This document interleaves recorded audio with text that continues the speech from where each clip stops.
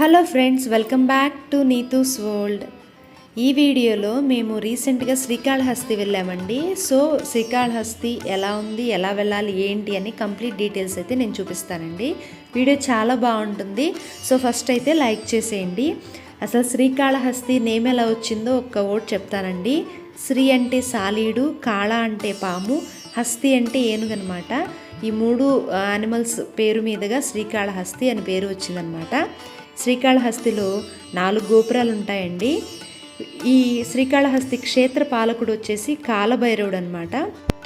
పంచభూత లింగాల్లో ఒకటైనటువంటి వాయులింగం శ్రీకాళహస్తిలో ఉందన్నమాట. పంచభూత లింగాలంటే మీకు తెలిసే ఉంటుంది కదండి.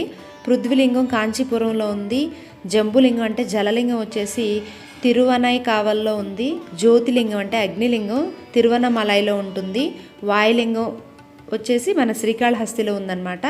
ఆకాశలింగం చిదంబరంలో ఉంది. ఇవి పంచభూత లింగాలు.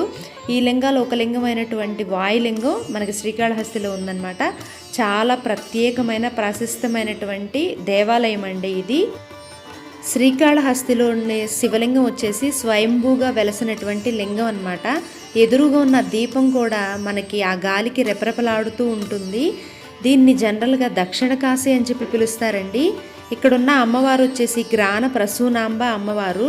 ఇక్కడ శివలింగం నార్మల్గా రౌండ్గా ఉంటుంది కదా, అట్లా ఉండదండి, చతురస్రాకారంలో ఉంటుందన్నమాట. బ్రహ్మకు జ్ఞానం కలిగించినటువంటి ప్రదేశం కూడా ఇదే అన్నమాట. ఇక్కడ శ్రీకాళహస్తి గురించి ఒక చిన్న స్టోరీ ఒకటి ఉందండి. భక్త కన్నప్ప అనే వేటగాడు నిత్యం స్వామికి పూజలు చేస్తూ ఉండేవాడు అనమాట. అంటే చాలా పరమ భక్తుడు అనమాట. ఆయన భక్తిని పరీక్షించడానికి స్వామివారు ఒకరోజు తన కంటి నుంచి రక్తం కార్చడం మొదలుపెట్టారనమాట. ఆ రక్తం కార్చే కంటిని కన్నప్ప గారు చూసి ఆయన కంటిని తీసేసి కంటిని అమర్చారనమాట శివలింగానికి. అప్పుడు రెండో కంటిని కూడా రక్తం కార్చడం చూసి వెంటనే ఏం ఆలోచించకుండా భక్త కన్నప్ప గారు రెండో కంటిని కూడా తీసి శివలింగానికి అమర్చారనమాట. ఆయన భక్తికి మెచ్చుకుని శివుడు ప్రత్యక్షమయ్యి ఆ కన్నప్ప గారికి ముక్తిని ప్రసాదించారు. సో ఆయనకి గౌరవించినట్లుగా అనమాట ఈ శ్రీకాళహస్తి టెంపుల్ బ్యాక్ సైడ్ భక్త కన్నప్ప టెంపుల్ కూడా అదే కొండ మీద ఉందన్నమాట అండి. మేము 6th నైట్ శ్రీకాళహస్తికి బస్సు అయితే బుక్ చేసుకుని బెంగళూరు నుంచి స్టార్ట్ అయ్యి వెళ్ళిపోయామండి. వెళ్ళగానే మనం పూజ చేసుకోవడానికి బాత్ అది చేయాలి కాబట్టి రూమ్ అయితే తీసుకుని బాత్ చేసేసామండి. చేసి ఇంకా దర్శనానికి అయితే మార్నింగ్ 6 o'clock స్టార్ట్ అవుతున్నాయి. ఫుల్ వర్షం అండి. సో వెళ్ళడానికి రెడీ అయ్యి వెళ్తుంటే వర్షం ఉందో 5 minutes వెయిట్ చేస్తున్నాం అనమాట. ఇక్కడ మార్నింగ్ 6 o'clock నుంచి రాహుకేతు పూజలు బాగా చేస్తారండి. మీరు కనుక రూమ్ తీసుకోవాలి శ్రీకాళహస్తిలో అనుకుంటే అక్కడున్న ఆటో వాళ్ళు ఏదోదో చెప్తారు, ఆ రూమ్ బాగోదు, ఈ రూమ్ బాగోదని. కానీ టెంపుల్ సైడ్ నుంచి ఉన్న రూమ్స్ మాత్రమే సెలెక్ట్ చేసుకోండి. కాస్ట్ తక్కువగా ఉంటుంది, అంత నీట్గా ఉంటుంది. ప్రైవేట్ రూమ్స్ ఇలా తీసుకుంటే ఏంటంటే మాకు 1200 అట్లా ఛార్జ్ చేశారండి. కాకపోతే అసలు ఫెసిలిటీస్ ఏం బాగాలేదు. ఏసీ ఉన్నట్టు అనిపించింది కానీ ఏసీ అసలు ఆన్ చేయలేదండి, వేడిగా అనిపించింది. మీరు మాత్రం వెళ్ళాలని అనుకుంటే ఒక 1 hour లేట్ అయినా సరే రౌండ్గా ఏమైతే ఉన్నాయో అన్నీ చెక్ చేసుకున్న తర్వాత అప్పుడు ఏది బాగుందో డిసైడ్ చేసుకోండి. మేము వెళ్ళంగానే ఇంకా ఏం తిరుగుతామని అని చెప్పేసి జస్ట్ ఆ 5 minutes ఆటో వాళ్ళు చెప్పింది వినేసి ఆ రూమ్లోకి వెళ్ళిపోయి రూమ్ అయితే బుక్ చేసుకున్నాము. నెక్స్ట్ చూస్తే రూము టెంపుల్ వాళ్ళ రూమ్స్ అవన్నీ ప్రైజెస్ వచ్చేసి రీజనబుల్గా అనిపించినాయి. ఫెసిలిటీస్ అవే బాగున్నాయేమో అనిపించినాయి అండి. సో అలా కాకుండా మంచిగా ఒక 1 hour టైం తీసుకుని ప్రైజెస్ అన్నీ చెక్ చేసుకుని అప్పుడు రూమ్ తీసుకోండి. ఈ శ్రీకాళహస్తి ఆలయము టోటల్గా మనకి 4 గోపురాలు కనిపిస్తాయండి. ఆలయం లోపల ఉన్నటువంటి ప్రధాన గర్భగుడి 5వ శతాబ్దంలో నిర్మించబడింది. బయట ఆలయం వచ్చేసి 11వ శతాబ్దంలో చోళరాజులు, విజయనగర రాజులచే నిర్మించబడిందండి. ఇక్కడ ఉన్నది వాయులింగం కాబట్టి ఇక్కడ శ్రీకాళహస్తిలో ఉన్నటువంటి శివుణ్ణి కాళహస్తీశ్వరుడుగా పూజించబడతారనమాట. ఈ టెంపుల్కి రైట్ సైడ్న సువర్ణముఖి నది కూడా ఉందన్నమాట. ఈ నదీ తీరాన ఈ స్వామి స్వయంభూగా వెలసారనమాట.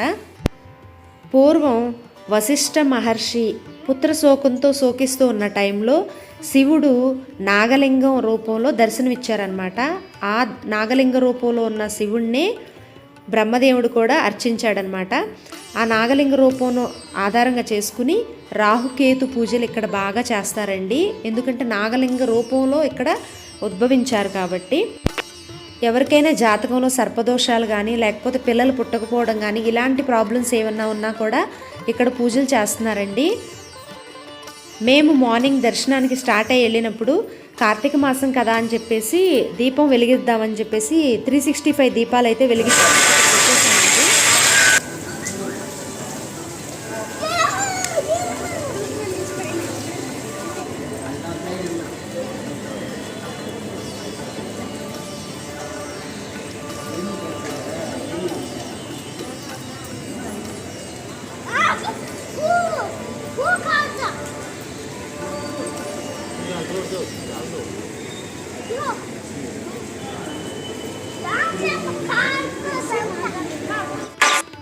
365 ఒత్తులు వెలిగించడానికి కానీ లేకపోతే పిండి దీపాలు, ఉసిరి దీపాలు ఇలా కార్తీక మాసంలో వెలిగిస్తారు కదండి. వాటికి సపరేట్గా ఒక ప్లేస్ అయితే పెట్టేశారు. శివపార్వతుల విగ్రహాలను పెట్టి ఈ ప్లేస్లో మొత్తం వెలిగిస్తారనుకుంటా. ఇంకా 10 o'clock అట్లా స్టార్ట్ అయ్యే టైంకి ఎక్కువ మంది వస్తారేమో.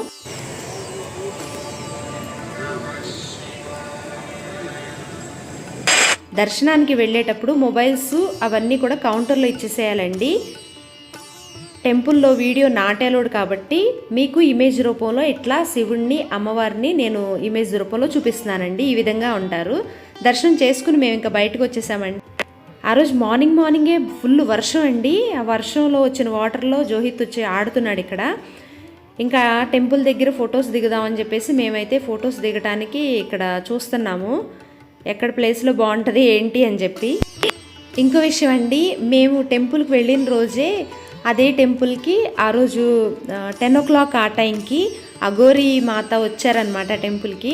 బట్ అక్కడ ఉన్న వాళ్ళు సెక్యూరిటీ వాళ్ళు ఆవిడని లోపలికి వెళ్ళలేకుండా ఆపేశారు. వితౌట్ డ్రెస్తో లోపలికి వెళ్ళలేవారు కదండి. తిరుపతిలో కానీ శ్రీకాళహస్తిలో కొన్ని రూల్స్ ఉంటాయి కదా. టెంపుల్ దర్శనం చేసుకోవాలనుకునే వాళ్ళు జెంట్స్ డెఫినెట్గా పంచలో ఉండాలి, లేడీస్ వచ్చేసి శారీ అనమాట. ఆ డ్రెస్ కోడ్ని ఫాలో అవ్వాలని చెప్పేసి అఘోరి మాతని అక్కడ ఆపేశారనమాట అదే రోజు. మేమైతే చూడలేదు, బట్ రూమ్లో ఉండంగా ఫోన్లో నుంచి చూసామన్నమాట న్యూస్ జస్ట్ అప్పుడే. ఓకే అడుగు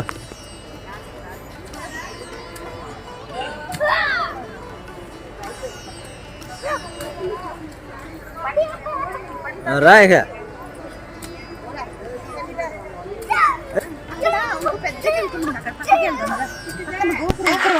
ఇక్కడ ఫొటోస్ అయితే దిగేసామండి. ఇలా 2-3 ఫొటోస్ దిగేయటం అయిపోయిన తర్వాత యాత్రకి వెళ్ళి పాత్ర కొనాలి అని అంటారు కదా, అన్వేష్ డైలాగ్ అండి ఇది. సో అట్లాగే ఏదో ఒకటి తీసుకుందామని ఫ్లవర్స్ తీసుకున్నాం. టెంపుల్లో దర్శనం అయిపోయిన తర్వాత ఇంకా మేము టెంపుల్ నుంచి బయటకు వచ్చేసి బ్రేక్ఫాస్ట్ చేయాలి కాబట్టి ఎక్కడ అని చెప్పేసి బ్రేక్ఫాస్ట్ అయితే సెర్చ్ చేసుకోవడానికి స్టార్ట్ అయిపోయామండి. వెళ్ళేటప్పుడు మేమైతే రైట్ సైడ్న ఒక పెద్ద గాలిగోపురం ఉంటుంది. దాన్ని శ్రీకృష్ణ దేవరాయల గాలిగోపురం అని చెప్పంటారు. అక్కడ ఫొటోస్ అయితే మేము దిగామండి.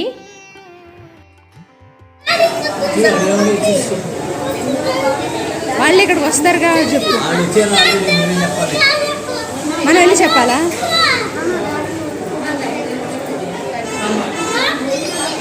ఏంటమ్మా నువ్వు ఆర్డర్ ఇవ్వు జోహి, ఇస్తావా?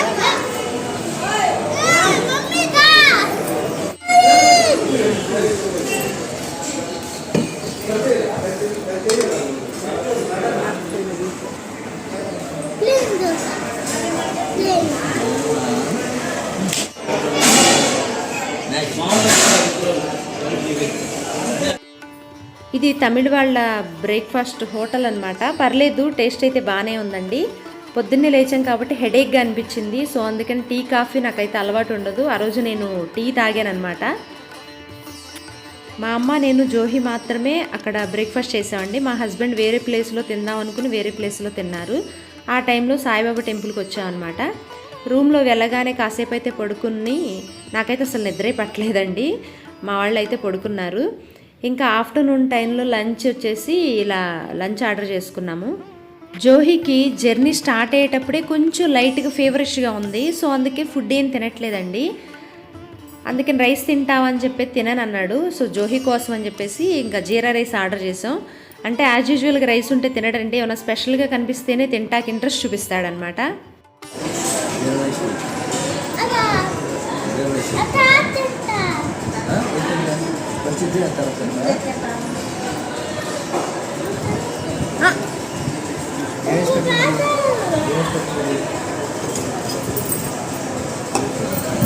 జోహి నేనేది తినను. నీకేం కావాలి? నీకేం కావాలి? ఆఫ్టర్నూన్ టైంలో జస్ట్ టెంపుల్ సైడ్కి వాక్ చేస్తూ వెళ్తున్నప్పుడు రూమ్ ప్రైజెస్, డీటెయిల్స్, పూజ వివరాలు అవన్నీ కూడా అక్కడ బోర్డులో డిస్ప్లే చేసి ఉన్నాయండి. ఫస్ట్ అవి చెక్ చేసుకుని వెళ్ళాల్సింది. మేము చూసుకోకుండా రూమ్ అయితే బుక్ చేసేసుకున్నాము. ఆటో వాళ్ళు చెప్పిన ఇన్ఫర్మేషన్ ప్రకారం. వాళ్ళు చెప్పింది మాత్రం అసలు నమ్మకండి అండి. టెంపుల్కి రైట్ సైడ్న సువర్ణముఖి నది ఉంటుందన్నమాట. ఇది సువర్ణముఖి నది. ఇక్కడ కార్తీక మాసంలో నదీ స్నానాలు చేయటం మంచిది కాబట్టి జస్ట్ ఆ వాటర్ని తల మీద జల్లుకుని వచ్చామన్నమాట. ఇక్కడ స్నానం చేయడానికి వెళ్ళిన వాళ్ళు సర్ఫు, సోపు ఇలాంటివి యూస్ చేసి వాటర్ని పొల్యూట్ చేస్తున్నారు. అలా చేయొద్దని అక్కడ వాళ్ళు చెప్తున్నారనమాట. ఈ శివాలయంలో ఎక్కడైనా ఎంట్రీలోను, ఎగ్జిట్లోను, టెంపుల్ ఇన్సైడ్లో కూడా శివనామం బొట్టు పెడుతున్నారండి. ఫ్రీ ఆఫ్ కాస్టే అనమాట. ఎవరిని కూడా ఖాళీ పేస్తో ఉండనివ్వట్లేదు. అందరికీ బొట్టు పెడుతున్నారు. ఫస్ట్ జోహి పెట్టించుకున్నాడు. నెక్స్ట్ మమ్మల్ని తీసుకొచ్చి మమ్మల్ని పెట్టిస్తున్నాడు అనమాట. ఇక్కడ కొండపైన భక్త కన్నప్ప టెంపుల్ చూడటానికి అని చెప్పి వెళ్దామని అనుకుని స్టార్ట్ అయితే ఫుల్ వర్షం స్టార్ట్ అయిపోయిందండి. ఇంకెక్కడికి వెళ్తాం, ఎక్కడికి వెళ్ళలేకపోయాం, అలాగే ఆగిపోయాం.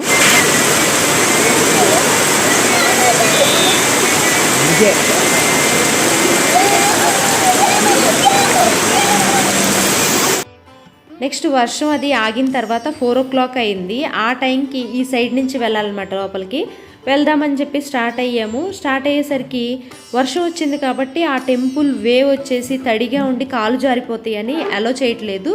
దర్శనాలన్నీ క్లోజ్ చేసామని చెప్పి అన్నారు. ఇంకా సర్లే అని చెప్పేసి జస్ట్ టెంపుల్లోనే చూసుకుంటూ వచ్చేస్తున్నాం అనమాట. ఇంకా టెంపుల్కి రైట్ సైడ్న శ్రీకృష్ణదేవరాయల గాలిగోపురం ఉంది కదా, ఆ గాలిగోపురం దగ్గరికి వచ్చి కాసేపు టైం అయితే స్పెండ్ చేద్దామని అని చెప్పేసి ఇటు వచ్చేసాము. చాలా పెద్ద గాలిగోపురం అండి. సో అక్కడ ఫొటోస్ మాత్రం విపరీతంగా దిగుతున్నారు. ఫొటోస్ దిగడానికి మంచి ప్లేస్ అన్నమాట ఇది.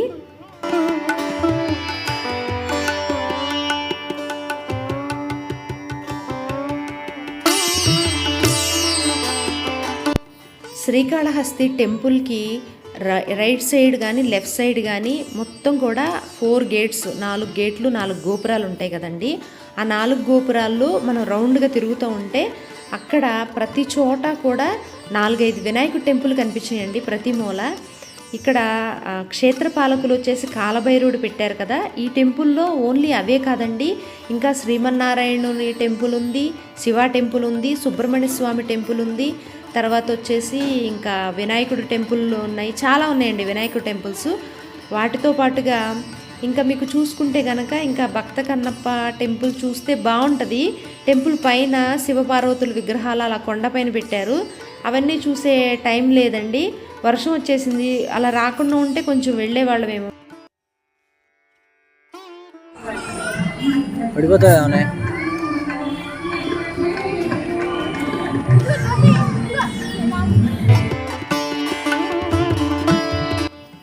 ఇంకా ఇక్కడ 2-3 ఫొటోస్ అయితే మేము దిగేసి మేము బ్యాక్ అయ్యి వెళ్ళిపోతున్నాం టెంపుల్ సైడ్కి. ఇక్కడి నుంచి తిరుపతి వెళ్తే బాగుంటుంది, కానీ శ్రీకాళహస్తి దర్శనం చేసుకున్న వాళ్ళు తిరుపతి వెళ్ళకూడదనమాట.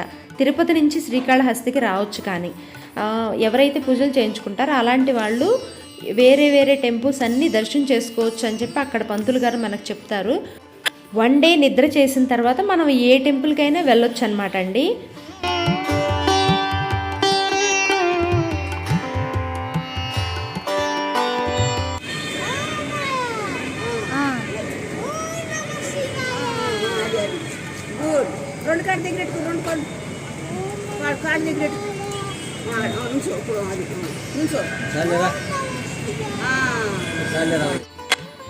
వర్షం వలన ఎటు వెళ్ళడానికి ఛాన్స్ లేదు.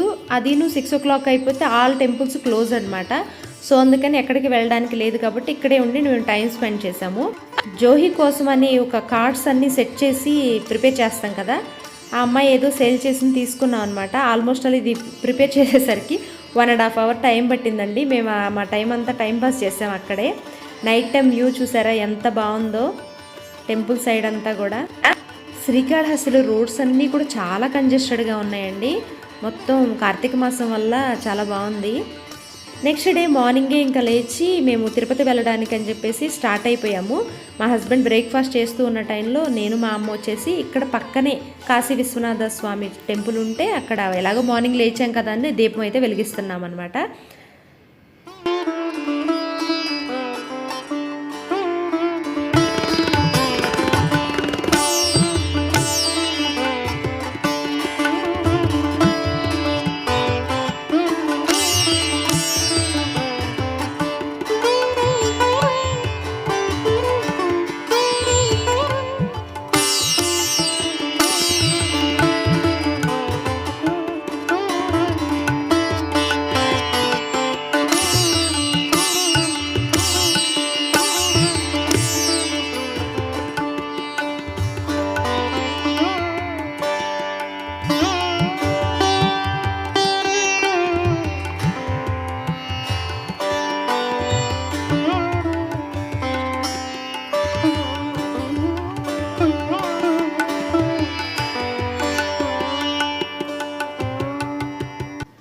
ఇక్కడున్న టెంపుల్స్ అన్నీ కూడా ఓల్డ్ కన్స్ట్రక్షన్స్ అండి. చక్కగా గోవర్ధననామాలు అడుగుతారు, పూజ చేస్తారు, స్పెషల్గా ట్రీట్ చేస్తారు. బాగుంటుందండి ఆంధ్రాలో మాత్రం.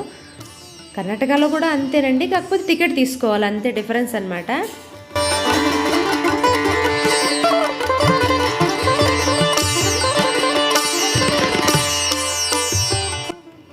ఇంకా మేము ఇక్కడ నుంచి బ్రేక్ఫాస్ట్ అయితే కంప్లీట్ చేసేసుకుని తిరుపతి బస్సు అయితే ఎక్కుదామని చెప్పి అనుకున్నాము. ఎక్కడికి నడవాల్సిన పని లేదండి, హ్యాపీగా టెంపుల్ దగ్గరికే అన్ని బస్సెస్ వస్తాయి. ఆ బస్సు ఎక్కేసి మేము తిరుపతి వెళ్దాం అనుకున్నాము. మా హస్బెండ్ జోహి అయితే హోటల్ దగ్గర బ్రేక్ఫాస్ట్ చేస్తూ వెయిట్ చేస్తున్నారు. పాపం జోహి అయితే ఏమీ తినలేదండి, వాడికి తినాలనిపించలేదనుకుంటా. లేచాడు కానీ ఏం తినలేదు, నిద్ర సరిగ్గా సరిపోలేదు. ఇంకా జోహి కోసం అని చెప్పేసి పొంగల్ ఆర్డర్ చేసాము, ఇడ్లీ ఒకటి ఆర్డర్ చేసాము. వాడు ఏది తినలేదు, ఖాళీ కడుపుతోనే తిరుపతి వచ్చేసాడండి.